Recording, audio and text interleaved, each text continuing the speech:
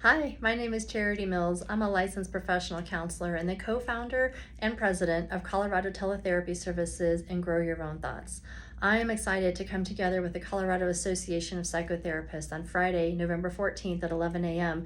to discuss the science behind microdosing psilocybin and how it's helpful to mental health. In 2022, Colorado voters decided that they wanted psilocybin to be accessible specifically for mental health purposes. As clinicians, we have now been put in a unique position of being able to be a resource to clients and understanding why psilocybin was decriminalized, what the research has shown, and how to access it. How do we recommend that clients start? How do we lead them in the right direction to find reputable resources and referrals?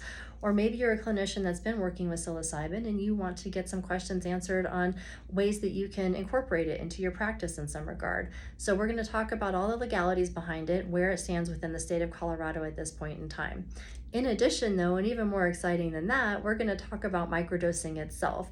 What is it that makes microdosing such a unique emerging therapeutic modality that we can discuss with clients these days?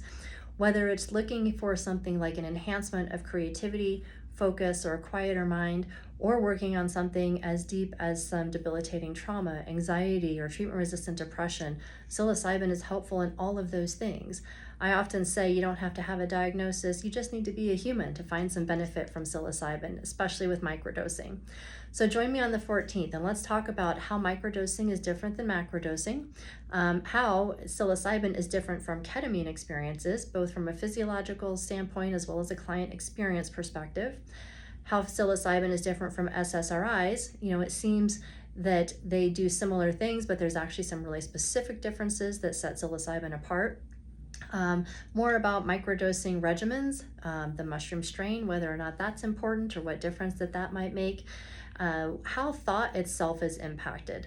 When we're sitting with somebody and working through an experience that's challenging to them, it's not about the experience. It's about the belief and the thoughts that they take away from that experience. What did it mean to them? What are the stories that go along with that they tell themselves? Those thought patterns become rigid, and over time, they have a hard time breaking out of thinking in those same ways and referencing those ideas every single time something new happens. So let's talk about thought itself. Psilocybin impacts really specific areas of the brain directly connected to thought. It quiets down rigid thinking. It opens up an opportunity for new perspective. And we all know that when you change your thinking, you change your life. So let's have some life-changing conversation on Friday, November 14th during the CAP presentation at 11 a.m. If you're not able to make it, CAP will be uploading the presentation to their website afterwards, and you can take advantage of listening to it at that point in time. Otherwise, you can also reach out to me with any questions.